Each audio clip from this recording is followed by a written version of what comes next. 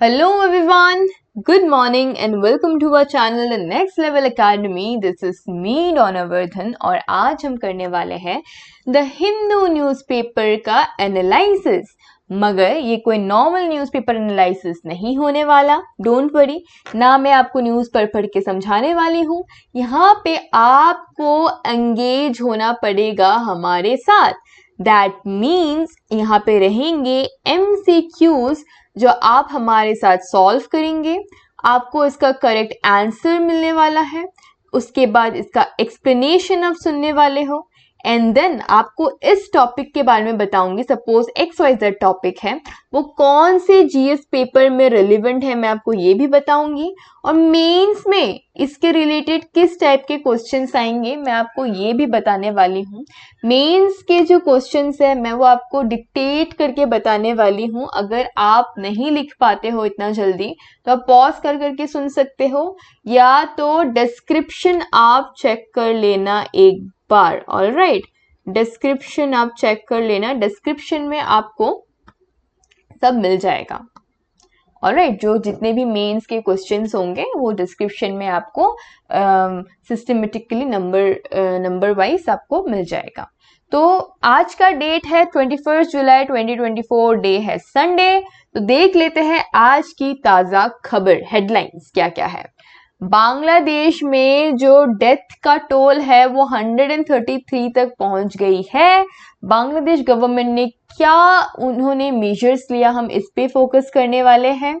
Then Kerala में एक new virus मिला है, क्या वो बहुत घातक है, क्या हमें क्या प्रिकॉशंस लेनी चाहिए, सिम्टम्स क्या है, एंड क्या ये नेक्स्ट महामारी है कोरोना की तरह, हम इसके बारे में पढ़ने वाले हैं। तमिलनाडु में कैसे गैस लीक होने की वजह से 20 लोगों को हॉस्पिटलाइज करना पड़ा, हम इसके बारे में पढ़ेंगे।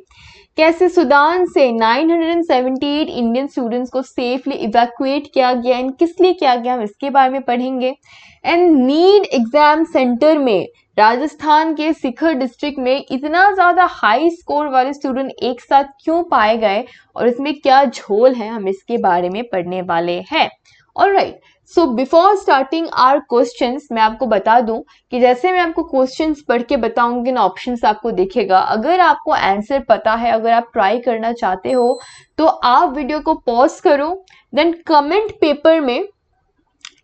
में आप कमेंट सेक्शन में आप जाके अपना करेक्ट आंसर आप लिख दो। Suppose this is question number 1, अगर आपको लगता है क्वेश्चन नंबर 1 का आंसर डी है तो डी टाइप करो, बी लगता है आप बी टाइप करो, जो भी आपको सही लगता है टाइप करो, एंड देन पॉज करके आप करेक्ट आंसर देख लो एंड एक्सप्लेनेशन सुन लो। जिससे क्या होगा, आप भी एंगेज रहोगे, आप बोर नहीं होगे और आपका प्रैक्टिस भी होता जाएगा। ऑल्सो वन मोर थिंग, कुछ दिन तक हम आपके लिए काफी इजी MCQs लाएंगे।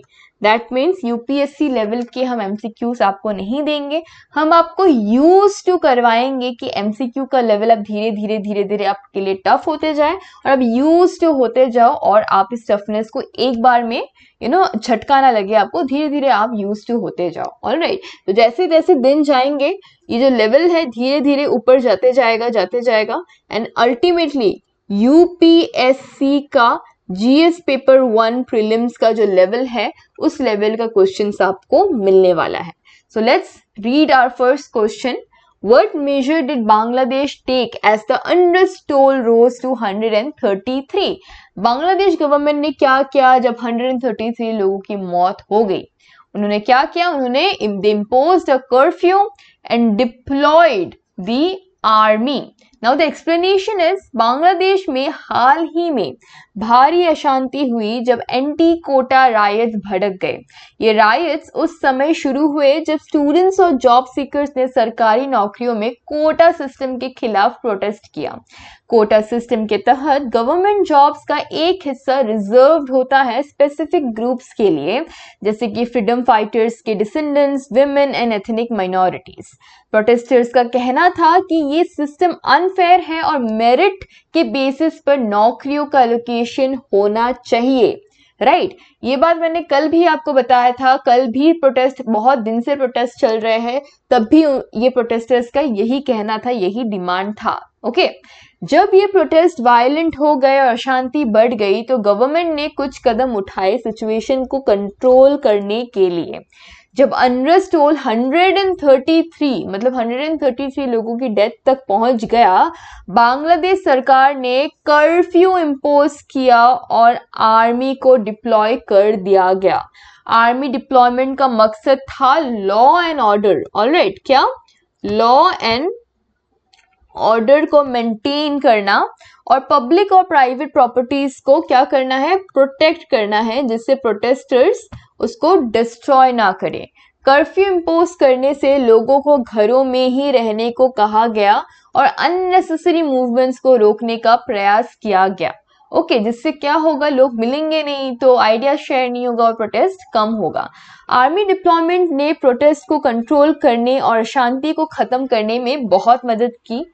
ये कदम इसलिए उठाए गए क्योंकि वायलेंट प्रोटेस्ट से कई लोग घायल हो गए थे और कई प्रॉपर्टीज को नुकसान पहुंचा था। सरकार ने बाद में स्टूडेंट्स और प्रोटेस्टर्स के डिमांड को सुनने और उनकी ग्रीवेंसेस को एड्रेस करने का भी आश्वासन दिया। ओके, उन्होंने बोला, गवर्नमेंट ने बोला, बांग्लादेशी गवर्नमेंट ने लोगों को, प्रोटेस्टर्स को, स्टूडेंट्स को कि हम आपके दुख सुनेंगे, आपकी डिमांड्स को भी सुनेंगे और उसमें कुछ रिफॉर्म भी लाएंगे। ये कदम उठाकर सरकार ने स्टेबिलिटी वापस लाने की कोशिश की और लोगों के बीच में पीस को रिस्टोर किया गया। अब ये जो टॉपिक है बांग्लादेश में रायट्स एंड ऑल, ये रिलेवेंट है आपके जीएस पेपर 2 के लिए। Okay, it is very relevant in GS paper 2 and mains में कैसा क्वेश्चंस आएगा अभी सुनो, ये आपको डिस्क्रिप्शन में मिल जाएगा, आप फिर भी सुन लो। Analyse the socio political implications of the anti quota riots in Bangladesh. How did the government's response influence the public perception of the quota system. ये जो क्वेश्चन मैंने आपको डिक्टेट किया है, अगर आपने नहीं लिख पाए हो तो आप डिस्क्रिप्शन बॉक्स चेक करो, वहां पे आपको मिल जाएगा। Now let's move to our second question. What irregularity was found in Rajasthan's Sikar district regarding NEET exam centers? Okay. तो राजस्थान के सिकार डिस्ट्रिक्ट में क्या इरेगुलरिटी मिली है नीट एग्जाम सेंटर्स में? आंसर क्या होगा? आंसर है हाई स्कोरिंग सेंटर्स क्लस्टर्ड। इसका explanation C, this is the right answer. इसका एक्सप्लेनेशन सुन लो। राजस्थान के सिकार डिस्ट्रिक्ट में नीट एग्जाम सेंटर्स के मामले में एक बड़ी इरेगुलरिटी पाई गई। ये इरेगुलरिटी थी कि कुछ सेंटर्स में हाई स्कोरिंग स्टूडेंट्स क्लस्टर्ड थे। इसका मतलब ये है कि इन स्पेसिफिक सेंटर्स के रिजल्ट्स में एक्सेप्शनली हाई स्कोर्स देखे गए, जो बाकी सेंटर्स के कंपैरिजन में काफी ज्यादा थे। इस इरेगुलरिटी ने एग्जाम कंडक्ट करवाने वाले अथॉरिटीज के कामों पर सवाल उठाए और पॉसिबल माल प्रैक्टिस या अनफेयर मीन्स के इस्तेमाल होने की शंका जगाई है। ऑलराइट, फिर से ये एक सवाल नीट स्कैंडल पे आ जाती है। इन्वेस्टिगेशंस के दौरान ये पाया गया कि एक ही सेंटर में लार्ज नंबर ऑफ स्टूडेंट्स का हाई स्कोर करना अनयूजुअल है, जो कि नॉर्मल डिस्ट्रीब्यूशन पैटर्न को मैच नहीं करता।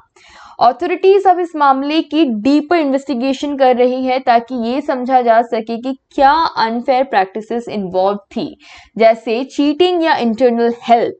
अगर ये साबित होता है तो इन्वॉल्व लोगों के खिलाफ सख्त एक्शन लिया जाएगा और फ्यूचर एग्जाम्स के लिए बहुत स्ट्रिक्ट मेजर्स इंप्लीमेंट किया जाएंगे ताकि ऐसे इंसिडेंट्स को रोका जा सके। Okay, alright, so let's move to our third question. What was the status of 978 Indian students evacuated from Sudan? क्यों सुदान से 978 इंडियन स्टूडेंट्स को इवैक्यूएट किया गया? आंसर है आपका all students safely return to India. Status क्या है? They all return to India. तो पहुंच गए, लेकिन क्यों पहुंचे, रीजन क्या है, एक्सप्लेनेशन सुन लेते हैं। सुदान में पॉलिटिकल क्राइसिस के चलते, क्योंकि सुदान में काफी ज्यादा पॉलिटिकल क्राइसिस हो रहा है। ऑलराइट, तो सुदान में पॉलिटिकल क्राइसिस के चलते इंडियन गवर्नमेंट ने एक स्पेशल ऑपरेशन शुरू किया, ओके, ताकि वहां फंसे हुए इंडियन स्टूडेंट्स को सेफली इवैक्यूएट किया जा सके। इस ऑपरेशन के दौरान इंडियन एयरफोर्स और कमर्शियल फ्लाइट्स का यूज करके टोटल 978 स्टूडेंट्स को सूडान से निकालकर इंडिया भेजा गया। ये इवैक्यूएशन प्रोसेस ध्यान से और तेजी से किया गया ताकि स्टूडेंट्स को किसी भी प्रकार की मुश्किल से बचाया जा सके। अब सब स्टूडेंट्स इंडिया में हैं और उनकी हेल्थ और सेफ्टी का ध्यान रखा जा रहा है। तो ये जो आपका टॉपिक है वो GS2 के लिए रेलिवेंट है। GS2 में ये आता है। और क्वेश्चन किस टाइप का आ सकता है ना मेंस में, आप ये सुन लो अभी। मेंस में आपको इस टाइप के क्वेश्चंस आ सकता है कि discuss the role of the Indian government in ensuring the safety and evacuation of its citizens during international crisis. Use the recent evacuation of Indian students from Sudan as a case study to highlight the strategies and challenges involved. Okay? ये आपका question आपको description box में मिल जाएगा। Now let's move on to our fourth question, that is, what was the reason for the hospitalization of 29 people in Tamil Nadu? क्या था reason? पहले ही आपको मैंने स्टार्टिंग में बताया था। आंसर है gas leak. Now let's now understand the explanation and hear out the explanation. Okay, Tamil Nadu में 29 लोगों की हॉस्पिटलाइजेशन एक गैस लीक इंसिडेंट के कारण हुई। ओके, ये इंसिडेंट एक केमिकल प्लांट या इंडस्ट्रियल यूनिट में हुआ जहां से टॉक्सिक गैसेस एटमॉस्फेयर में रिलीज हो गई। प्लांट या फैक्ट्री में केमिकल रिएक्शंस के दौरान ये इक्विपमेंट मेलफंक्शन के वजह से गैस लीक हुआ। ये गैसेस हैजार्डस और हार्मफुल होती है जो हेल्थ इश्यूज क्रिएट कर सकती है। गैस लीक से लोगों को ब्रीदिंग डिफिकल्टीज, नोजिया, वॉमिटिंग और इरिटेशन इन द आईज और थ्रोट जैसे प्रॉब्लम्स शुरू हो गई। ये सिम्टम्स गैस की टॉक्सिसिटी के लेवल और एक्सपोजर ड्यूरेशन पर डिपेंड करता है। गैस लीक के बाद लोकल अथॉरिटीज ने इमरजेंसी सर्विसेज को बुलाया और अफेक्टेड एरियाज को सील कर दिया। मेडिकल टीम्स ने अफेक्टेड इंडिविजुअल्स को तुरंत हॉस्पिटलाइज किया और हॉस्पिटल लेके जाके उनका ट्रीटमेंट शुरू किया।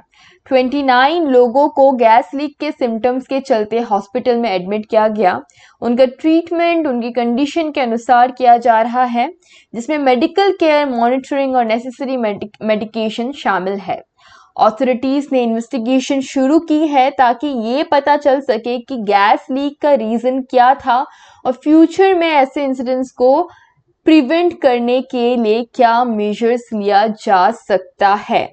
इस प्रकार के इंसिडेंट्स को कंट्रोल करने और फ्यूचर में प्रिवेंट करने के लिए सेफ्टी प्रोटोकॉल्स और रेगुलर इंस्पेक्शन जरूरी होते हैं। अब ये जो टॉपिक है ना, ये आपके GS पेपर 3 में बहुत ज़्यादा रिलेवेंट है। ओके, कुछ भी अब GS पेपर 3 में ये आपके क्वेश्चंस आ सकते हैं मेंस में। तो मेंस में इसका क्वेश्चन क्या हो सकता है? Discuss the impact of industrial accidents such as gas leak on public health and safety. Use the recent gas leak incident in Tamil Nadu as a case study to analyze the response measures and long-term implication for industrial safety regulation.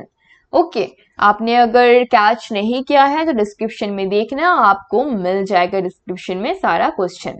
Now let's move on to our fifth question. What was the focus of the conversation between Trump and Zelensky? Okay, Trump and Zelensky के बीच में क्या बात हुई? Zelensky कौन है?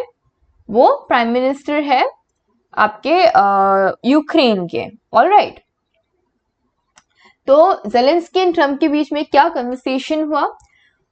वो क्या चाहते थे? वो दोनों चाहते थे कि वॉर का एंड हो और पीस लाया जाए। So ending the war and bringing the peace will be the correct answer. तो ट्रम्प और जेलेंस्की के बीच हुई बातचीत का मेन फोकस यूक्रेन और रशिया के बीच के ऑनगोइंग कॉन्फ्लिक्ट को खत्म करने और शांति लाने पर था। दोनों लीडर्स ने वॉर के दौरान होने वाले ह्यूमन सफरिंग और इकोनॉमिक डैमेज को एड्रेस करने के लिए पॉसिबल सॉल्यूशंस एक्सप्लोर किए। ऑलराइट, ट्रंप ने यूक्रेन और रशिया के बीच डायरेक्ट पीस नेगोशिएशन को एनकरेज किया। उनका एम था कि दोनों देशों के लीडर्स के बीच डायलॉग शुरू हो जाए ताकि एक पीसफुल रेजोल्यूशन निकाला जा सके और पूरे देश के लिए भी, पूरे दुनिया के लिए भी ये सही रहेगा कि पीस हो दो कंट्री में, नहीं तो क्या हो सकता है, वर्ल्ड वॉर का भी एक स्थिति स्टार्ट हो सकती है, एक सिचुएशन क्रिएट हो सकता है। जेलेंस्की ने वॉर के इम्पैक्ट और यूक्रेन के लिए इंटरनेशनल सपोर्ट की जरूरत को हाईलाइट किया। ट्रंप ने शांति और स्टेबिलिटी के लिए इंटरनेशनल कम्युनिटी के इन्वॉल्वमेंट को सपोर्ट किया। ओके, कन्वर्सेशन में डिप्लोमेटिक मेजर्स और स्ट्रेटजीज को एक्सप्लोर किया गया और लॉन्ग टर्म पीस के लिए मददगार हो सकती है ये सब चीजें। इन सब पॉइंट्स को डिस्कस करके दोनों लीडर्स ने ये समझने की कोशिश की कि किस तरह से वॉर को रोका जा सकता है और एक सस्टेनेबल पीस एस्टैब्लिश किया जा सकता है। Alright, now let's move on to our next question, that is what major health concern has been reported in Kerala. Kerala में क्या एक मेजर हेल्थ कंसर्न रिपोर्ट किया गया है? These are few questions and these are few options of the question. So COVID-19 नहीं है, dinghy नहीं है, स्वाइन फ्लू नहीं है, तो क्या है? It's निफा वायरस केयर। ऑल राइट, सो एक्सप्लेनेशन है कि केरला में एक मेजर हेल्थ कंसर्न निफा वायरस मिला है। निफा वायरस एक डेडली वायरस है जो ह्यूमन टू ह्यूमन और एनिमल टू ह्यूमन ट्रांसमिशन के थ्रू स्प्रेड होता है। ये वायरस सीवियर रेस्पिरेटरी इलनेस और encephalitis that is brain inflammation cause कर सकता है, जो लाइफ थ्रेटनिंग भी हो सकती है। निफा वायरस से इन्फेक्टेड लोगों को high fever, headache, respiratory issues और ब्रेन इन्फ्लेमेशन के सिम्टम्स होते हैं।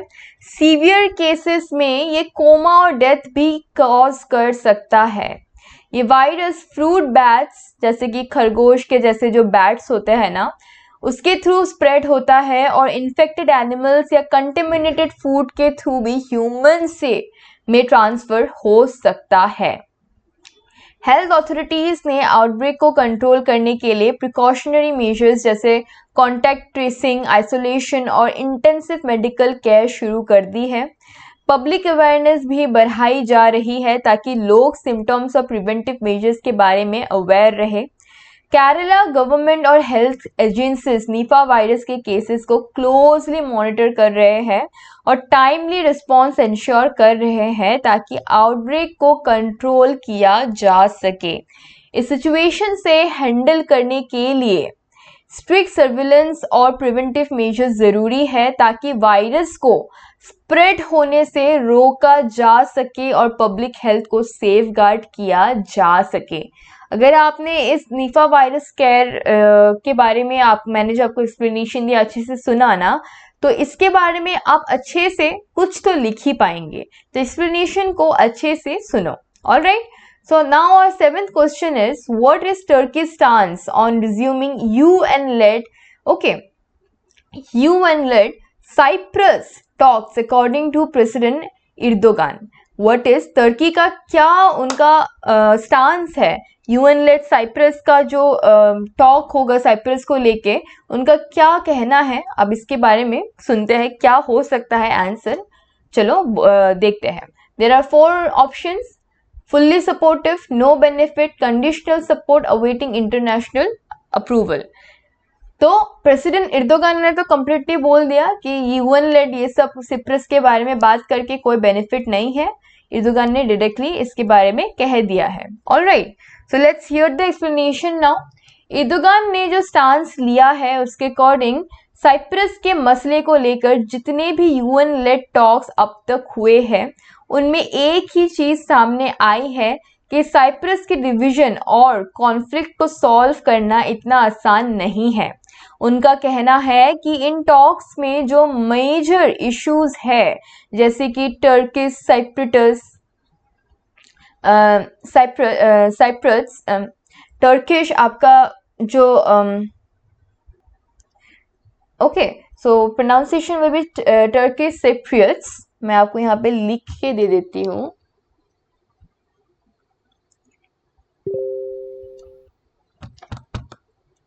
ओके, सो आपका यहाँ पे कहा गया है कि उनका कहना ये था कि टॉक्स में जो मेजर इश्यूज है जैसे कि टर्किश सिप्रियट्स और ग्रीक सिप्रियट्स के बीच के डिफरेंसेस और टेरिटरी डिस्प्यूट्स को उनको इफेक्टिवली एड्रेस नहीं किया गया इन यूएन लेड टॉक्स में।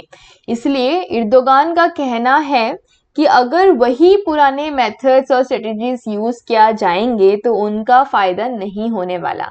उनके हिसाब से नए और इनोवेटिव सॉल्यूशंस की ज़रूरत है जो इन एग्जिस्टिंग प्रॉब्लम्स को बेटर तरीके से हैंडल कर सके। उनका एर्दोगान का ये कहना था यूएन लेड टॉक्स के बारे में साइप्रस के मामले में। Alright, now let's move on to our next question, question number 8, that what event caused at least 12 deaths and dozens missing in China? किस वजह से 12 लोगों की मौत हुई चाइना में और 12 लोग और गायब है? रीजन है highway bridge collapse. Alright, the answer is highway bridge collapse.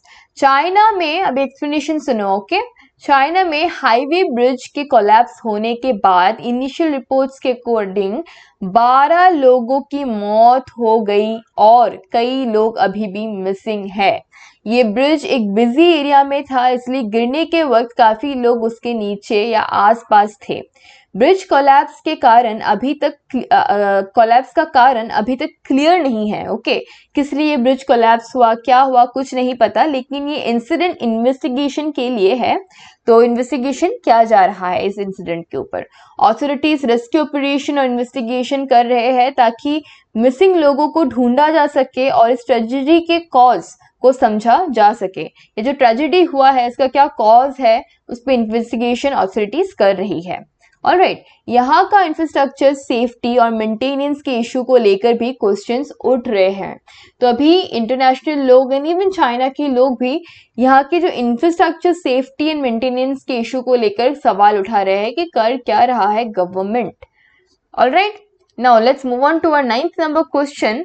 What solution is the EU, European Union West Asia envoy pushing for regarding the Israeli-Palestinian conflict? What will be the answer? The answer will be two-state solution. हमारे जैसे 1947 के पहले क्या एक theory थी, to nation theory. अभी Israeli and Palestinian जो conflict चल रहा है वहां पे टू स्टेट सोल्यूशन एक लाया जा रहा है। तो इसके बारे में देखते हैं, एक्सप्लेनेशन सुनो। EU that is European union के वेस्ट एशिया एनवॉय का टू स्टेट सोल्यूशन का प्रपोजल इजरायली पैलेस्टीनियन कॉन्फ्लिक्ट को सॉल्व करने का एक ट्रेडिशनल और वाइडली सपोर्टेड अप्रोच है। इसमें दो इंडिपेंडेंट स्टेट्स बनाने की बात की जा रही है। ये इजराइल का करंट टेरिटरी है जहां ज्यूज अपना होमलैंड मानते हैं जो कि इजरायली स्टेट को, ओके, एंड पैलेस्टीनियन स्टेट जो कि वेस्ट बैंक और गाजा स्ट्रिप के एरियाज को इंक्लूड करता है जहां पैलेस्टीनियंस अपना इंडिपेंडेंट स्टेट चाहते हैं। इस सोल्यूशन के तहत इजराइल और पैलेस्टाइन दोनों अपनी अपनी टेरिटरी में इंडिपेंडेंट और सोवरेन स्टेट्स बनाएंगे, ओके, और दोनों स्टेट्स एक दूसरे को ऑफिशियली रिकॉग्नाइज करेंगे। ये अप्रोच एम करता है कि इजराइल और पैलेस्टीनियन टेरिटरीज के बीच के डिस्प्यूट्स को सॉल्व किया जाए, इजराइल के सिक्योरिटी कंसर्न्स को एड्रेस किया जाए और पैलेस्टाइन के लिए भी सिक्योरिटी और स्टेबिलिटी इंश्योर किया जाए। ओके, पैलेस्टीनियन रिफ्यूजीज की रिटर्न और कंपेंसेशन के इश्यूज को भी एड्रेस किया जाए। ठीक है, इस सोल्यूशन से लॉन्ग टर्म पीस और स्टेबिलिटी एस्टेब्लिश करने की उम्मीद की जा रही है जहां दोनों तरफ की कम्युनिटीज अपने रेस्पेक्टिव स्टेट्स में शांति और अमन के साथ रहते सके। तो ये अभी तक एक सोल्यूशन निकाला गया है। Now the next question, question number 10 is what promise did Trump make to Zelensky regarding the Ukraine war? अभी सबको पता है कि ट्रम्प इलेक्शन के लिए लड़ रहे हैं यूएसए में, वो एक कैंडिडेट है, प्रेसिडेंशियल कैंडिडेट है। तो उन्होंने क्या प्रॉमिस किया जेलेंस्की से, अगर वो पावर में आते हैं, उनका पॉलिटिकल पार्टी अगर पावर में आते हैं, तो ट्रम्प ने जेलेंस्की से क्या प्रॉमिस किया यूक्रेन वॉर को लेकर? ऑप्शन है ये, आप चूज करने की ट्राई करो। तो the answer is and the war and bring peace. Okay, Trump ने जेलेंस्की को ये भी बताया था कि वो अपने प्रेसिडेंसी के दौरान यूक्रेन वॉर को खत्म करने के लिए इफेक्टिव स्टेप्स उठाएंगे। उन्होंने ये भी प्रॉमिस किया कि वो रशिया के साथ डायरेक्ट नेगोशिएशंस करेंगे ताकि एक लास्टिंग पीस एग्रीमेंट हो सके। ट्रम्प का ये प्रॉमिस यूक्रेन के लिए स्ट्रेटेजिक इंपॉर्टेंस रखता है, क्योंकि वॉर को एंड करने से यूक्रेन की टेरिटोरियल इंटीग्रिटी और सॉवरेनिटी को सेफगार्ड किया जा सकता है। ट्रम्प ने अपने डिप्लोमेटिक स्किल्स और नेगोशिएशंस की एबिलिटी को हाईलाइट किया और ये प्रॉमिस किया कि वो इंटरनेशनल प्रेशर और डिप्लोमेटिक चैनल्स के जरिए इस कॉन्फ्लिक्ट को रिजॉल्व करेंगे। Okay, now let's move on to our last questions of today's newspaper analysis, that is what is the primary focus of Israeli Prime Minister Netanyahu discussion with the EU envoy? तो European union में Israeli prime minister Netanyahu का क्या उनका discussion उन्होंने किया, उनका primary focus क्या था?